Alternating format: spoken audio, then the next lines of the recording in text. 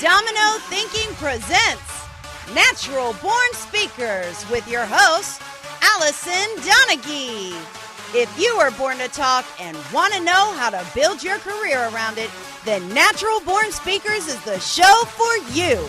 Now grab your seat because this is the place to be. Now here is your host, Allison. Hey everyone, great that you could join us. Really got an interesting show today. Well, they're all interesting, but this one's especially interesting to me because it's one of our sponsors, PowHERtalks, and it's all about us women, which we really, really love. It's Pow, POWHER house.com. And today I have Kate Bergen with me, and really, really thrilled about this because Kate and I both spoke together at the PowHERtalks in Nanaimo, and Kate did this great clipboard talk, and it was really entertaining, really, really insightful. And I got the privilege of getting to speak at the same location as her. And then PowHERtalks went on to have a show in Sechelt and then Vancouver, and then June 18th, it's going to be in Victoria here on Vancouver Island. And what's really exciting is that Powerhouse started off, I think, as a magazine, and which has just been released. So you totally can go online and you can get access to that. Lots of really good articles there, including me. So I'm excited about that. And they've just started doing Powerhouse TV, and Kate is the brilliance behind that. And we're going to talk to her a little bit more about that, but a little bit about Kate first. She is a host and producer of local Shaw television for Go Magazine. It's a weekly lifestyle magazine, and she spends times with guests. She does all sorts of great stuff on TV. She's like our TV queen here. And she oversees the volunteers for the show called The Show. And her real title is executive producer, but she likes liaison instead, so let's not call her the executive producer because we really don't want to piss her off. And she's been in media for 20 years, since 1994, and she's still not bored of it, so I am guessing that she is doing something right. Hello, Kate. Hi, Allison. Hi. How you doing? I'm doing great. I'm actually sitting in a voiceover booth appropriately. I'm at work right now at our studios in Nanaimo, and we have furry blue carpet on the walls, and it's a tiny little room, and there's a microphone here, but ironically I'm not using it because we're on computer for this. So never a dull moment, and the learning never ends in this business, that's for sure.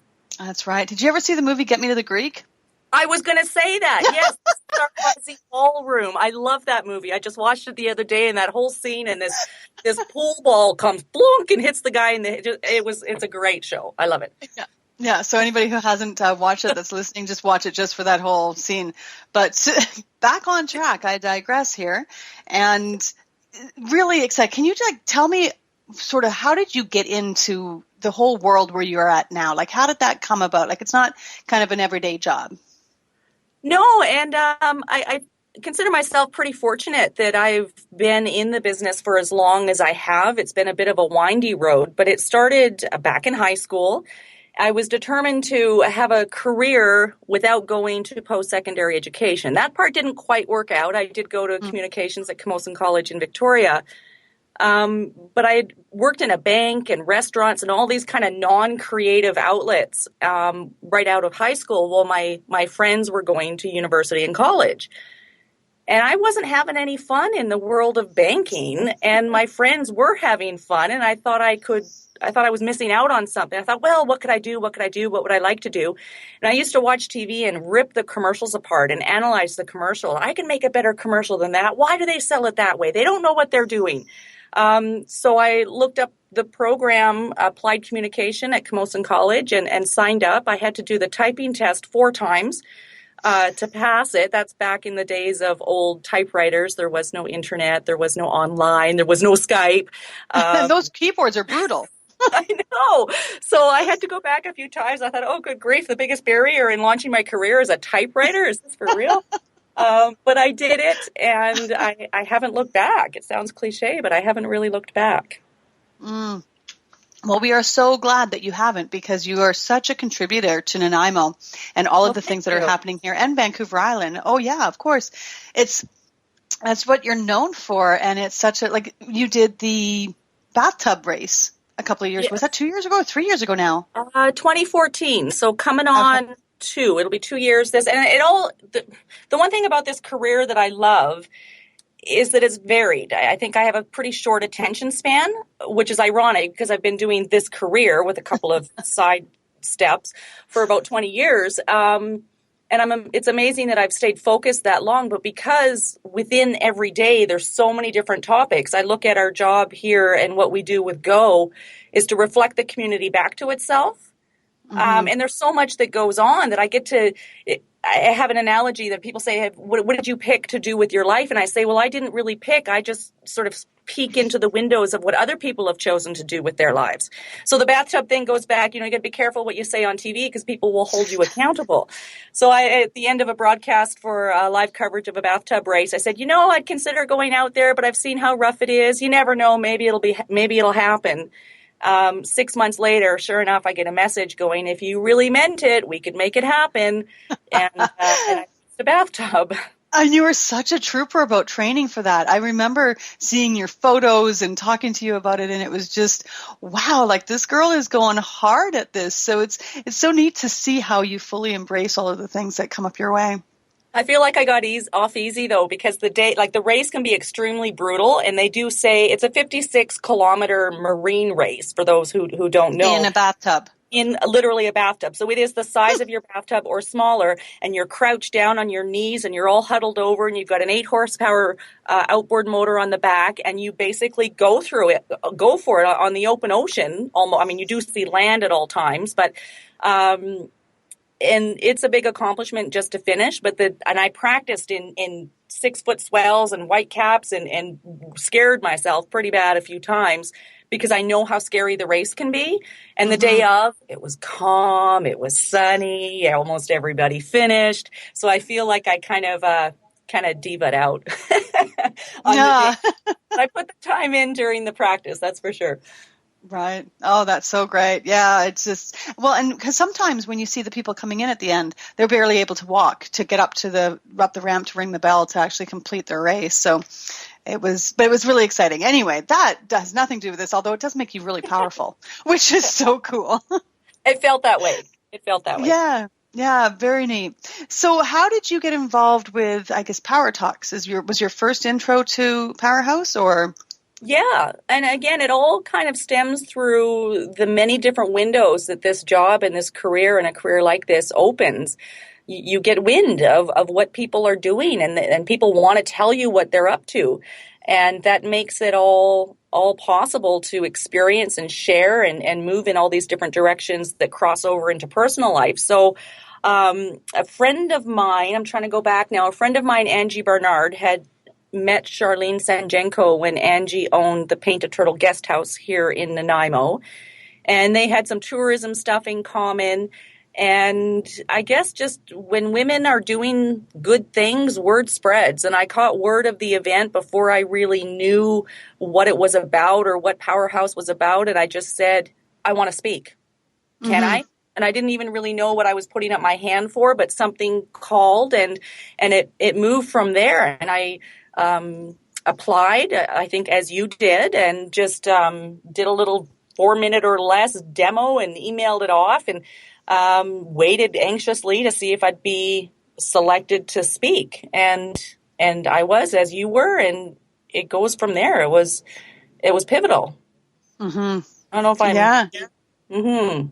And then were you involved with the Sea Shelter Vancouver one?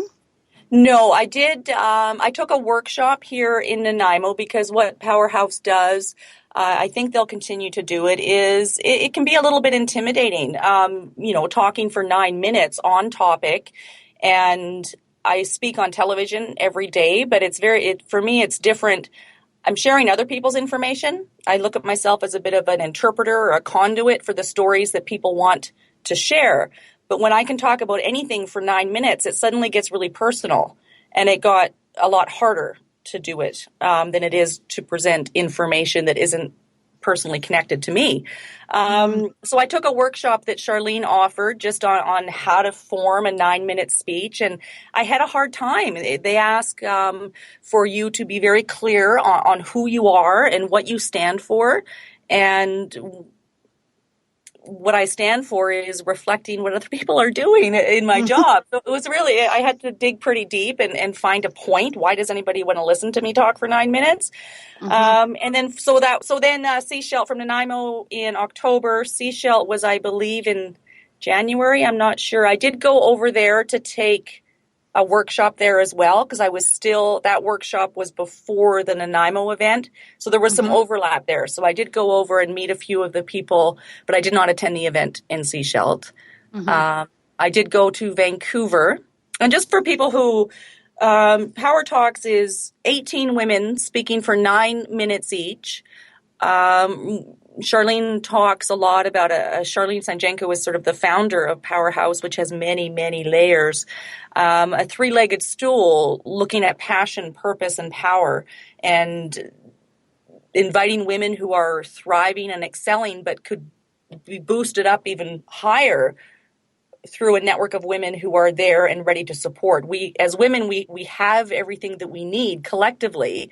And if we can learn to ask for what we need, and if we can know that there's women who need this little boost that we're able to give, then our families are better, our communities are better, our country becomes better. And it sounds big, but we're making the world a better place. And yeah. Well, we definitely, and we can do that much better as a team so I don't know if than we can as individuals.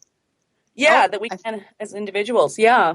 And I think part of that too is that she's created such a community so that it's eliminating that competition. And it's easy to get up there and be supportive of each other and ask for help when you're with a team as opposed to competitors. And I think as women, that's been our biggest downfall, is that we have felt this need to compete with other women, and that keeps us separate and apart, and we can't create big change when we're separate and apart. I agree with that completely, and it's something I process and ponder, and I wonder if it's maybe the basis for another power talk, because I do think that women are very, very competitive, and what it ends up doing is just isolating us. And what Powerhouse does in all of its forms is build collaboration, and through collaboration, it's pretty much limitless what we can do. And I think it's so huge that she asks us to ask for something. And how hard is that? That was, like, for me, definitely, that was the hardest part of the speech, is that what do you ask for? And I think my speech didn't lend well to me asking for something personally, like work or references or connections or anything like that.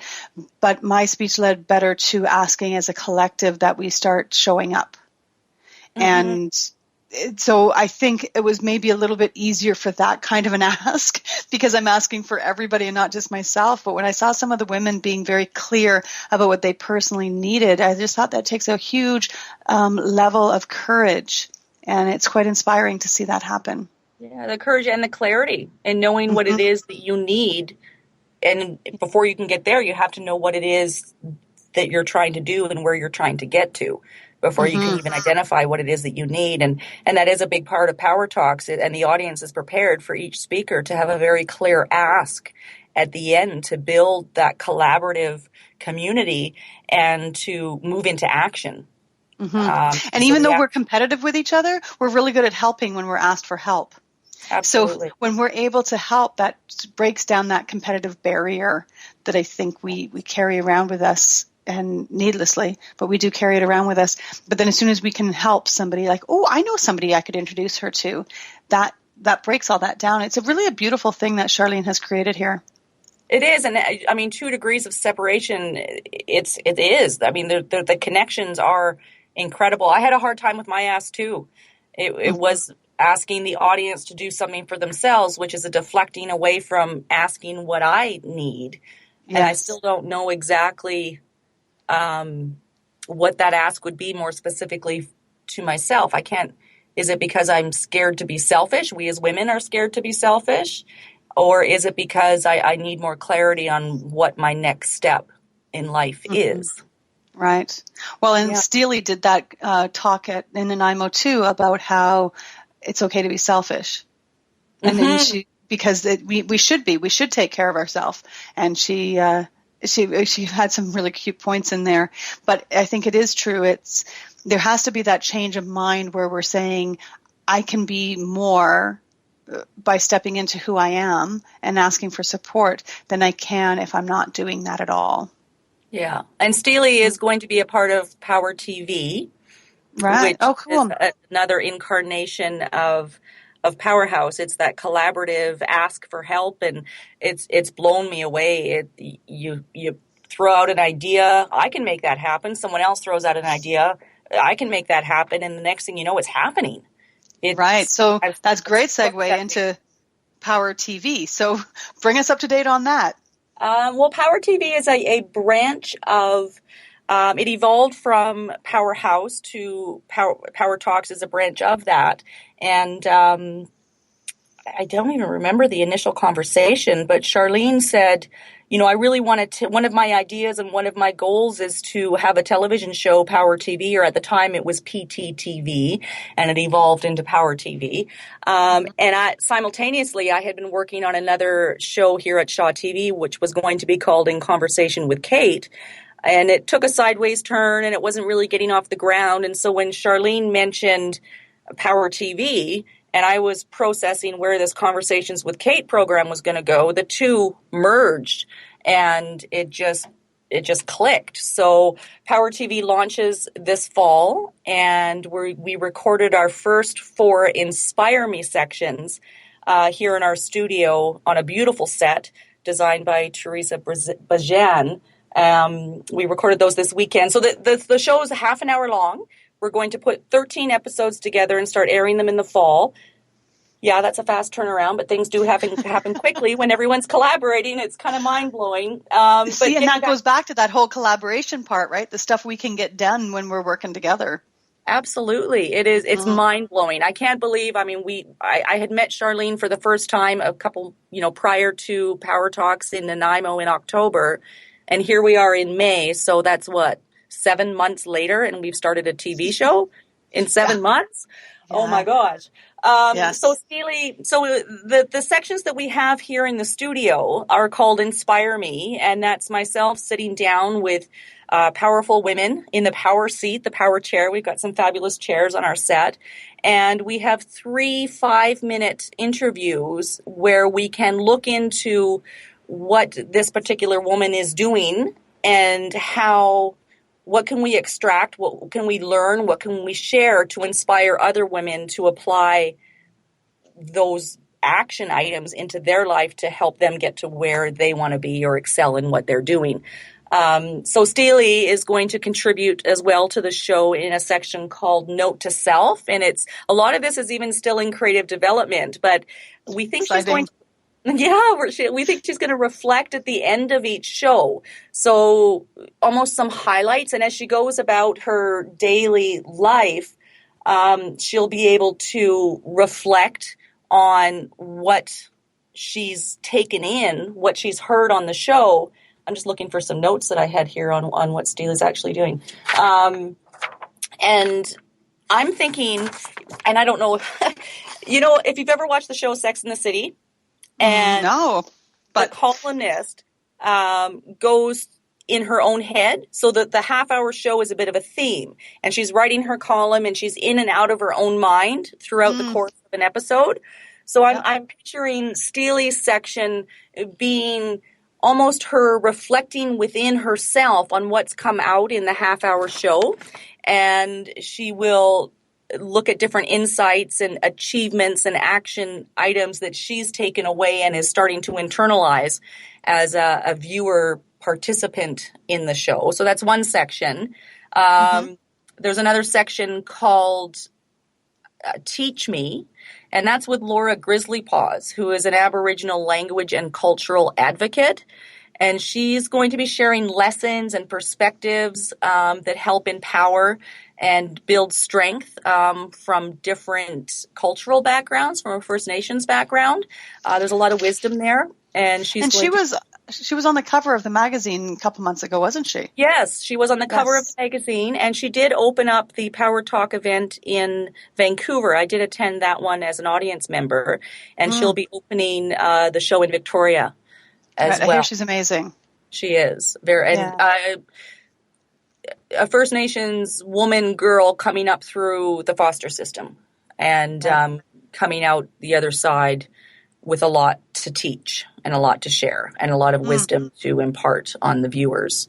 Another section that we're going to have in Power TV is called Fuel Me, and that's with food philosopher who you met in Nanaimo, Sherry Strong. Oh, I love her. Yeah, she has a book called Back to Food, Return to Food. And I should actually get more familiar with that book, but it's about nourishment. We're not sharing recipes with people. You can get that pretty much on any channel anywhere. We're talking about, oh, gee, I'm not sleeping very well these days. What is it? And Sherry can say, well, here are some ways that you can nourish your body to help with just that. Or Right. I'm not feeling Using the food as the energy, medicine. yeah, I'm feeling bloated or, whatever it is. Food is the medicine, and she's the food philosopher that will share her food philosophies from her beautiful kitchen. And that will be put into the cool. show. And she may even display her zoodle maker that she designed, which is super cool. I have one of those, and I love it. I love it. Oh, good. Yeah. Another section that we're going to have is called Move Me, and that's with another woman you met, Jody Jackson. She's a golf professional, golf performance and coach, and she's sort of going to take the mental part of the game, whether that be golf, whether that be yoga, whether that be your workplace, whether it be life with you, whatever it is. And I describe it as putting mind over a matter a little bit, and the power of the mind, and how she focuses a lot on that in her golf coaching, and applying that to other aspects of life. So, very cool. Yeah, so those are the main elements. There's a lot of moving parts right now. We learned a whole lot when we recorded our first 4 Inspire Me sections, which are the studio bits. And so there's contributors from Nanaimo, from Vancouver, from Gibson's, from other places on Vancouver Island, and that's been a bit of a production. A big element of the production is to bring it all together and try to keep it consistent. And but we're doing it. It's amazing. That is so cool. It is amazing. Because I'm not as involved in that whole community as you are, but I belong to the Facebook page, and I watch all of this stuff, and I see the growth that are happening in the women that started out uncertain, and then you see them growing and finding their own and just really contributing to their own life, and then therefore the life of others around them. I'm in such awe of how this whole thing has grown and come about, and how many lives it's touching. And it's not like it's hard. I mean, Charlene and I don't spend a ton of time. I've just put some effort in here and there, and she does her thing, I do my thing. We make sure we kind of are on the same page. We don't over talk it, overthink it. We just do it. It's amazing. It's not. Well, it is a big focus in life these days, but it hasn't taken my life into a place that it wasn't before. I'm not socializing in different ways. I'm not really networking in different ways, except those 2 degrees of separation. Next thing you know, everybody is connected somehow to some element of Powerhouse. Another program, and I'm going to divert just a bit here. I'm enrolled in Leadership Vancouver Island right now, which is a 10-month leadership program based in Nanaimo. It's been going for 10 years, strong connections to Vancouver Island University and the Chamber of Commerce. And the ripples and the people that are crossing over in different projects, it's amazing. I don't know if it's just Nanaimo or if it's the island or if it's all women that are just, there's not very many situations that I can walk into and not know somebody who knows somebody, and that's as far as we have to go to have that commonality in what we do in the community. Right. Well, and I think it's that collective consciousness too, right? As you become more aware of, or I become more aware of women, then I start noticing more women, and then I start noticing all the things that they're doing, and then then all those connections are possible, and it just keeps growing exponentially. And as you say, it's not with huge effort. It's with some effort and purpose. And the purpose is huge, and having that, especially when you're working with people who have clarity about what they want, and then they ask for what they want, so there's no guesswork. It creates a platform where things can be made with less effort. Not saying it's not hard and difficult and there's not challenges, of course. There have been times where I say, well, do I really need another project? What am I doing? This is Kate, of course you need another project. You're Kate. So it's, the purpose is, if you're working with people who have passion, who are on purpose for whatever that purpose is, it clicks. It really does. Yeah. Yeah. So exciting. And so then Victoria, go ahead. Well, I was going to take it in another direction. It's what I do. I'm not used to being in the answerer seat. I'm used to be asking the questions. So it's very odd to be on this table. You can do whatever you want. I'm totally cool with whatever you want to do, Kate. Well, this radio show is a direct result of your involvement. It is, yes. I owned Sunshine Girls Painting for several years, and 16 years, I guess, at that point. And a friend of mine, Tasha, said, you're a good speaker. You have to apply. You have to apply. And she, sent me some Facebook messages about it. And I kind of went, yeah, okay, I'll do that. And then I met with Charlene. I was quite inspired by her. And then I knew some of the other women that had also applied to speak, yourself included. And then I was accepted and thought, this is great. And being able to talk about the stuff that I wanted to talk about, that was something that was important to me, on a platform where there was people interested in hearing it, changed everything. It taught me that there was people that value what I have to say, that can learn from what I have to say, that we can work together to create a different world. And from that, I kind of went, I want to do more of this. So then I ended up starting Domino Thinking. And then my friend Lynn said, you have to have a radio show. And as regular listeners know, I do everything Lynn tells me to. And because I used to know everything Lynn tells them to. What's that? Doesn't everybody do everything that Lynn tells them to? If they're smart. Seriously, that woman knows shit. And so, Did you say that on the radio? It's my radio show. I can say whatever the fuck I want. Okay. Yeah. Wow.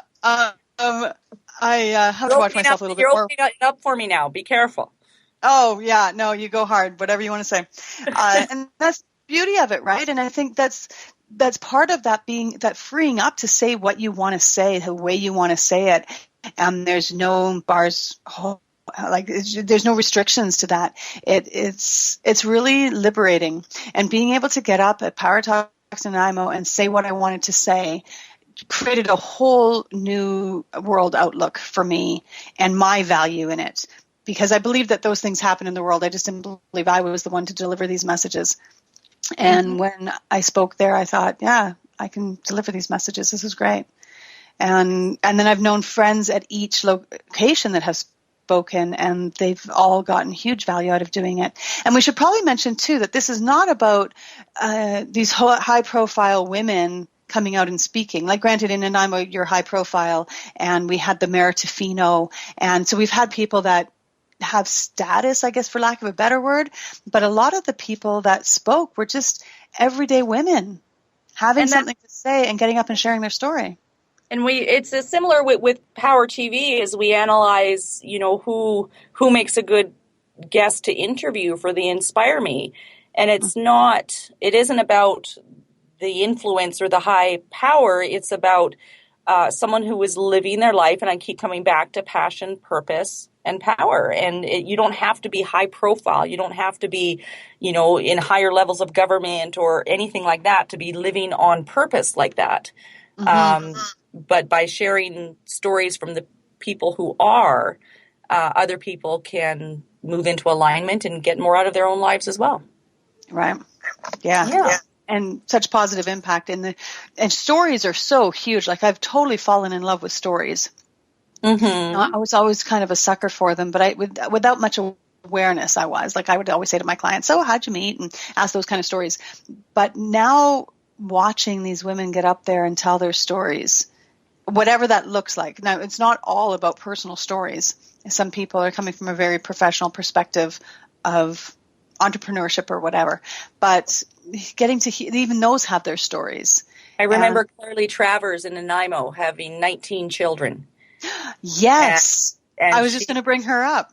Mm-hmm, she works with her children. I have a book of hers here, and I haven't been able to nail down where she actually lives, but she spends a lot of time in Uganda, and I think she has some time here as well. I'm not sure, but she takes the children that nobody else wants, her and her husband, and she has a very sad personal story, and now she's doing wonderful things with her life and helping children who wouldn't otherwise get help. And that's one of the types of stories of a woman living, with a passion for their purpose. Another lady in Vancouver, and I can't remember her name. I should have brought the books in. She is out to change the world of professional sports in the way that they need to be held accountable in an environmental way for all the money and the funding that they are getting.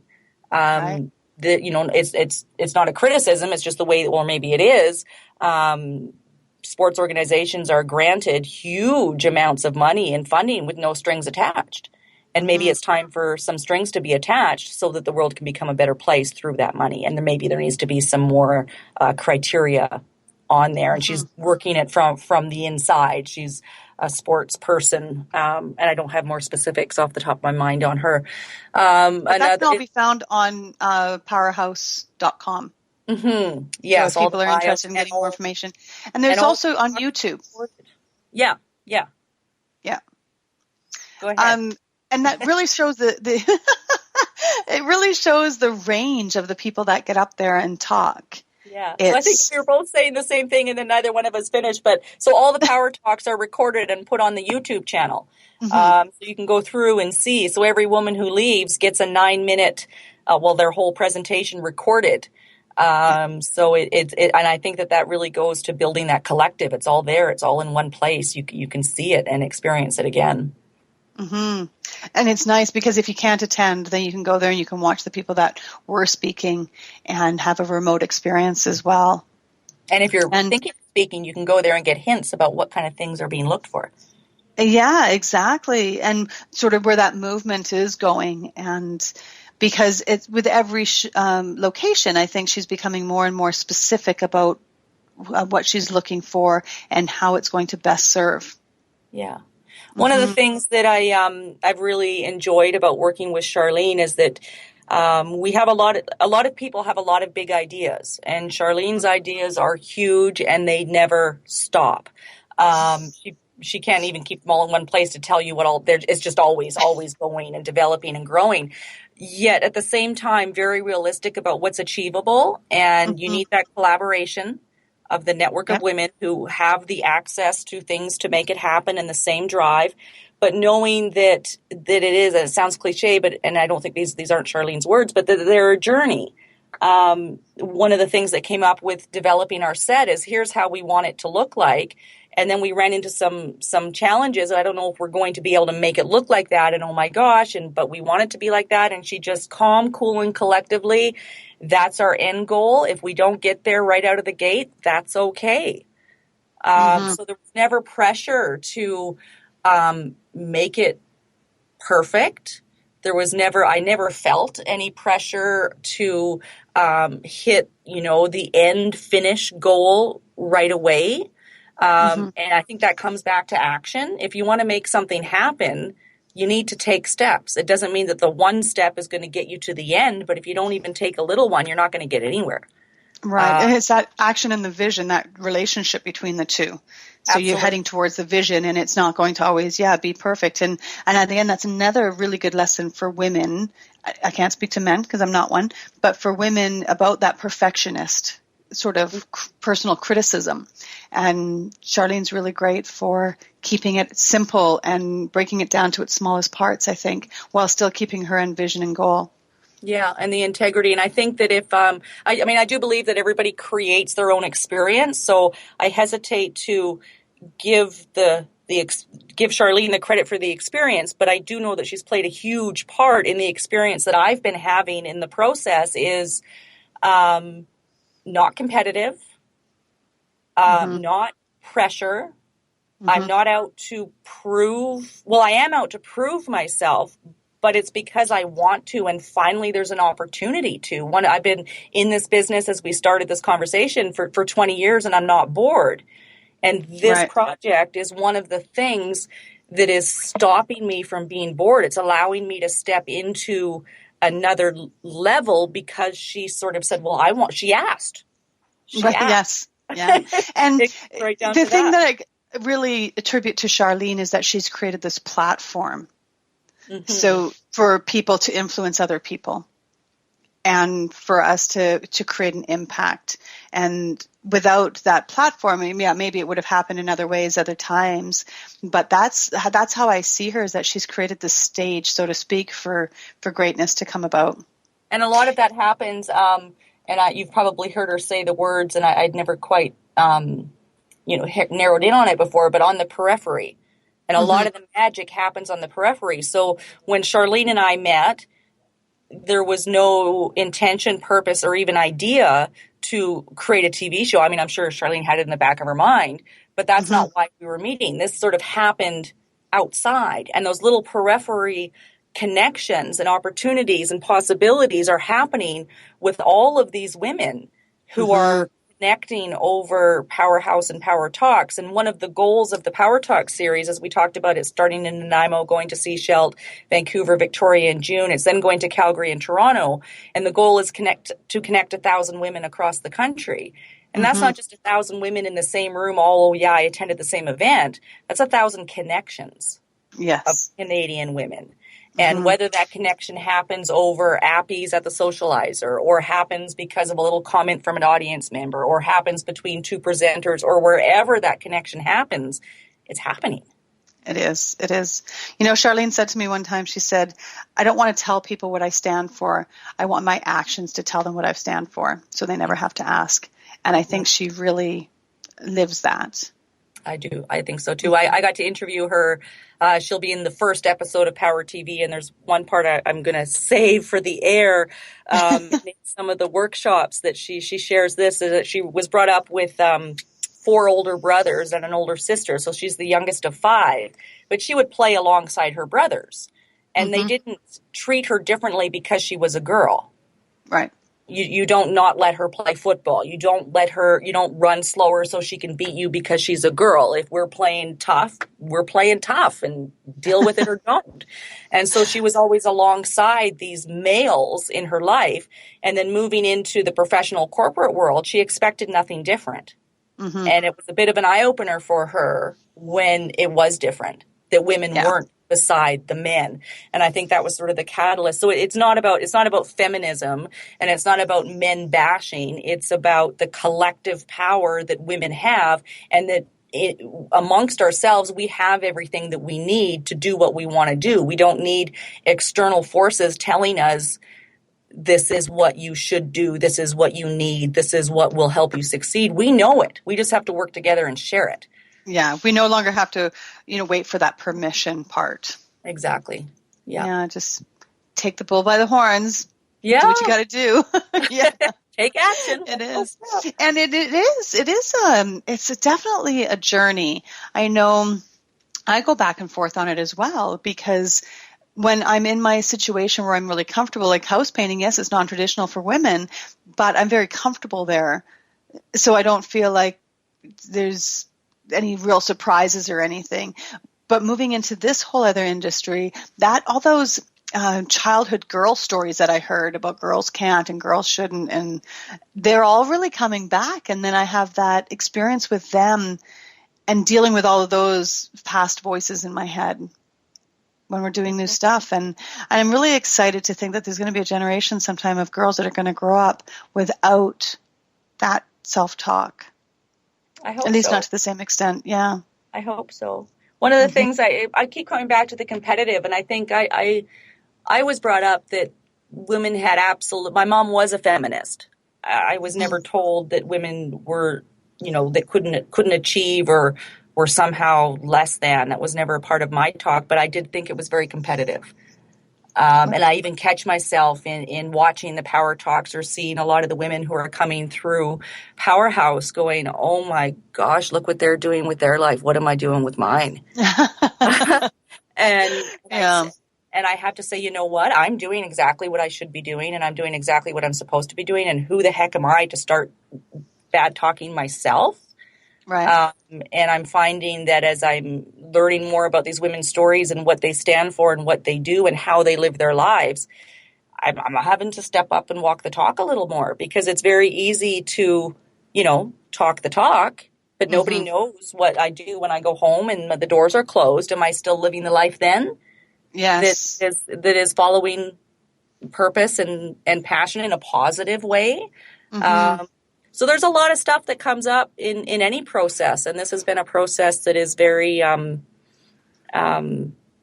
experiencing a lot of growth in a really good way, and it's a part of what happens when you collaborate with supportive women. Right. Well, and I think, when you were talking about how you look at the other speakers and you think, oh, well, look where they are at. I think that changes needs to come so that we stop being competitive, and it's more we see it as a way, something to aspire to. So that we recognize that they're living their full potential, and then we aspire to live our full potential, not in competition with them, but alongside, so that we can make those changes that we started out talking about at the beginning of the show. Yeah. And I think. Sorry. Oh, you can jump in. I don't mind at all. It's totally good, because you always have good things to say. Well, and I do that. One of the things I do interrupt people. It's one of my things I'm sure is annoying at times. But anyways, Well, I heard, wasn't there that thing I saw probably on Facebook or something where it says that I'm not interrupting. I'm just excited with being engaged or something like that. So yes. It's you're overflowing with excitement. So you just speak right up. But another thing that's a very strong theme with all these women and all the doing the interviews for the Inspire Me sections here on the weekend that will be part of Power TV is trying the self-care. And I don't know, I mean, you can use that word or you can use other words, but as women, and it came up in my Power Talk, is there's so many demands and we're wearing so many hats that in order to keep going with passion, purpose, and power, we need to feed ourselves. And that's where the Fuel Me comes in. That's where Move Me comes in. That's where Inspire Me comes in. But I'm becoming more and more aware, and maybe it's as I'm getting older, of what an impact it has if I don't get enough sleep, if I have a glass of wine too many, if, if I just take shortcuts to accomplish everything that I want to do and to address that to-do list. The things that don't get done are the nourishing my body in ways that are going to give me energy, or getting enough sleep so that I can approach the next day chirpy and light and ready to go for it. And maybe it's just maturity, but it's more important. The more important that the projects are, the more important it is to take care of yourself so that you're able to accomplish all the things that we need to do.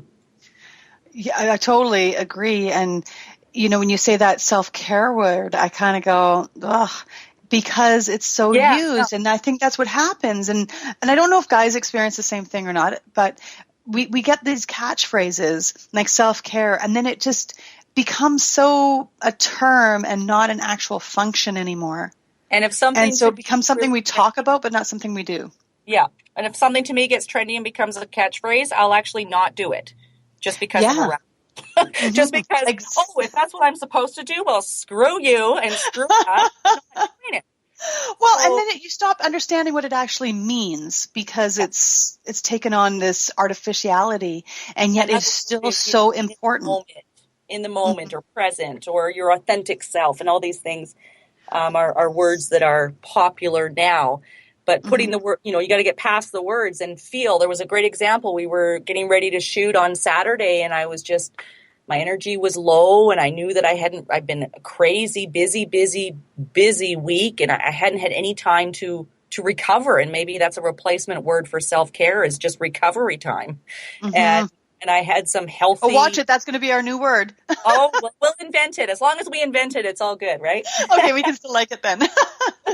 Although it has other connotations, I'm not sure. So I had a drink from Living Foods downtown here in Nanaimo, and I had a drink of this shake, and I felt my body change. My mental state changed because I nourished myself. And this doesn't even sound like me talking. I don't talk like this. This is all part of the... No, you don't. Oh, it's happened in the last couple months. Yeah. Well, that's the thing with awareness, right? It just sort of creeps in, and then we see the value of being aware, even when our subconscious becomes more aware than our conscious, because it seems to happen that way. And then it just sort of sneaks in all this stuff that makes us better and healthier and happier and, you know, all the more stuff that we want to be without that. That is making it a habit. It's great to do it for a while, but then stress is going to come and I'm going to revert back to some bad habits. And well, you can't have everything, right? Oh, well, maybe you shouldn't. I don't know. I'm on the fence with that one, right? I had a conversation with somebody the other day. Whether you should have everything? Yeah, you can't have it all. And then I kind of thought, oh, yeah, you can. And then I'm like, but do you want it all? Like, what does that all mean, right? And now it becomes another one of those little expressions, and it just buzzes around in my head. And I really am spending time thinking about what that means. Well, my mom asked me what I wanted once when I was a little girl, and I said, well, I want it all. And you can't, Kate. You can't have it all, which, of course, I took as a challenge. You tell me I can't, and I'll prove to you that I can. What a beautiful thing that was, because look how far you've come, because you have such an interesting story. Well, thank you. It's different from the inside looking out. To me, it's just life every day going forward. Another thing about doing it all, I read, and I can't remember her name. I'm not good with the names. Mark Zuckerberg's sister from Facebook wrote a book. I can't even remember the title of it at this point, but there was a point that stood out that there are sort of 4 different elements of life. There's work and professional, there's health, fitness, there's social and friends, and there's family, sort of 4 different categories. And at any one time, you can really focus on 3. And so sometimes what I do is right now I know I'm not really exercising and I'm not in the best shape, but I'm not focusing on that right now. I've been focusing on my family, my friends, and my work. Or vice versa. Okay, now I am taking the time to go for the run or the walk or whatever it is, but you know what that means? I'm not going out for dinner with my friends. So I'm not really focusing on that category right now. And it doesn't mean that that you won't. And some people even, say, okay, for the next 2 years or the next 3 years, these are my 3 priorities. And 3 years, 2 years, it's not a long time. My mom would do that. And it goes by so fast. It feels slow when we're in it. When we look back and reflect, it's like, wow. Like my son told me the other day that he's about ready for his 10-year high school reunion. And I'm like, you can't say that. Like, just like, you can swear all you want, but don't say that. Wow. It does. And, there's that, when we spend time not stepping up and not valuing ourselves and sharing all of our gifts with the people that matter to us, we're just putting in time. And where's the pressure coming from? A lot of the time I say, oh, I really should be at this event and I should be there and I should be that. Well, says who? Yeah. Like, what, is the world going to end because I'm not there? How selfish am I to think? Well, Kate, it might. No. I've been to some events with you. It might just die if you're not there. But it's just, a lot of the pressure is self-inflicted. And I've been spending time figuring out where, just stop putting pressure on myself and just move forward. And I was assuming that what other people are thinking all the time. Oh, they're thinking this. Oh, they're going to be criticizing me for that. I'm very worried about what other people think. And most of the time, they're not really thinking about me, It's only me. So being such a public person, like how do you deal with that? Well, it's not easy. I go home and I'm in my home and I'm a different person. I mean, I'm not, to me, I'm not different, but when I'm at work, to me is work, but it does cross over. I had an interesting conversation with an arts person at town. Oh, hey, you should come sign up for this 3-day workshop. I'm like, no.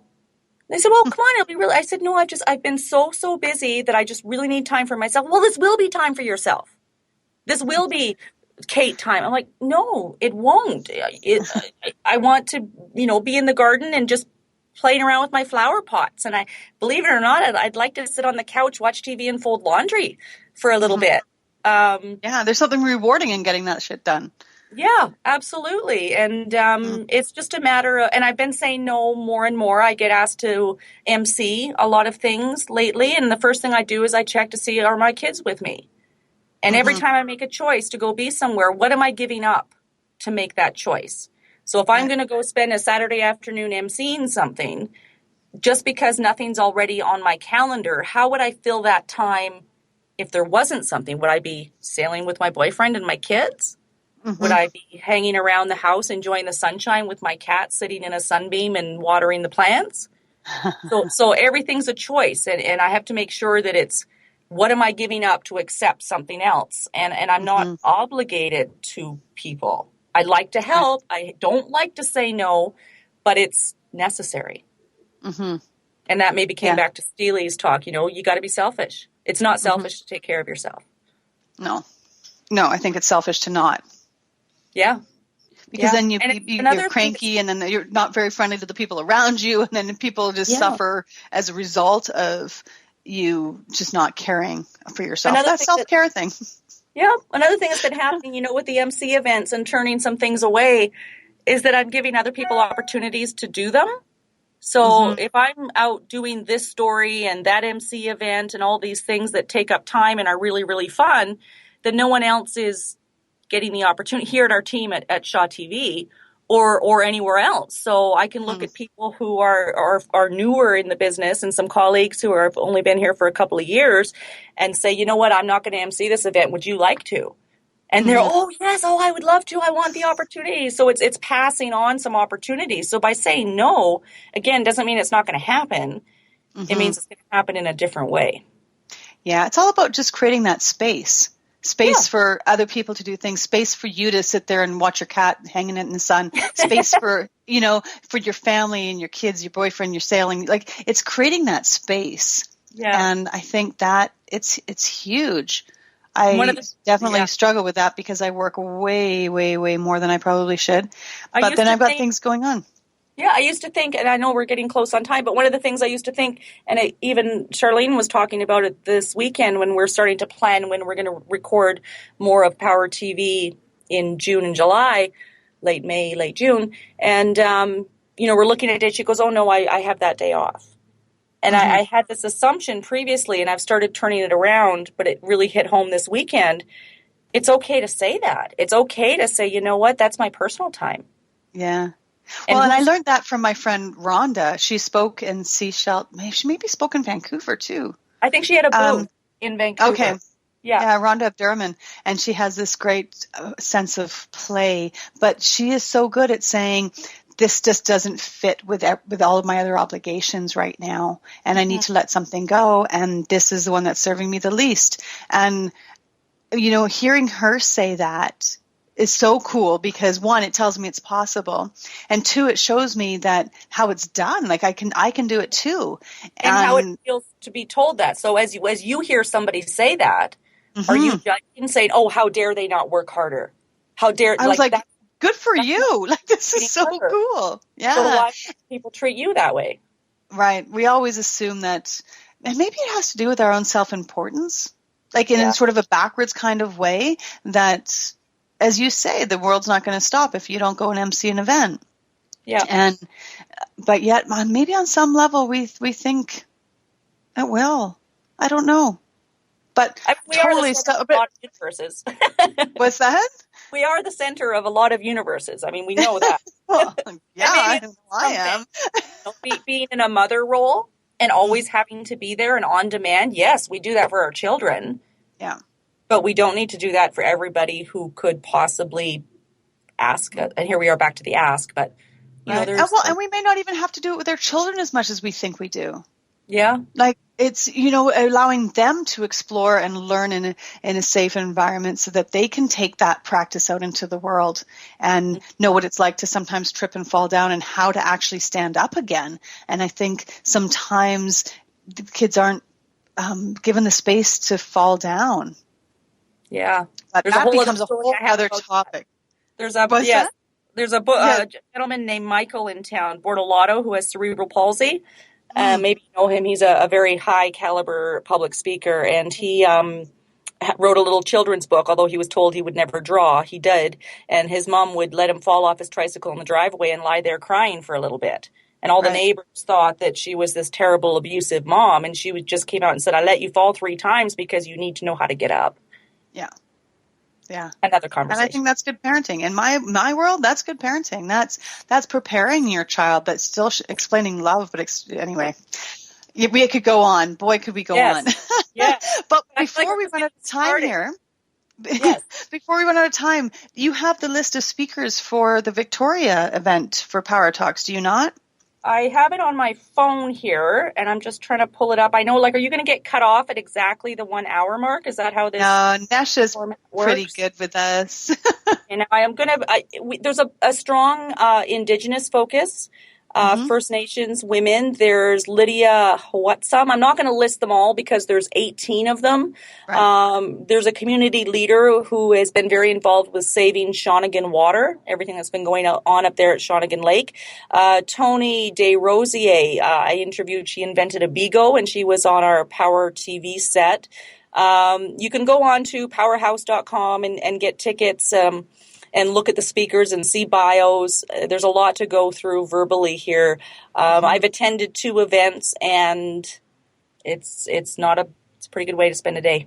It's pretty great. It is. I know. I felt so energized after spending that time with the group of women when I was there in Nanaimo, and I'm so looking forward to having the opportunity to do it again. And so we can go to the website, which is PowHERhouse or PowHERhouse.com, and it's PowHERhouse.com. And I think on there too, we might even be able to see the promo for Power TV. Can we not? Yeah. Big shout out to Fiona Shedden, a colleague here at work, another powerful woman rocking her stuff, and she put that together. Yeah, so super cool. Well, Kate, it's been ages, I think, since I've seen you. So this is such a treat to be able to spend this hour with you and talk about something that we both care about deeply. And I look forward to seeing you soon. And thank you so much for being on the show. Thank you. It was lots of fun. We'll see you in Victoria on the 18th. Sounds great. Thanks so much. And a huge shout out to Nesha, my producer. He is fabulous. Sometimes I forget to say that, but he is so, so fabulous. And until next Thursday, speak up because you have something to say and I want to hear it.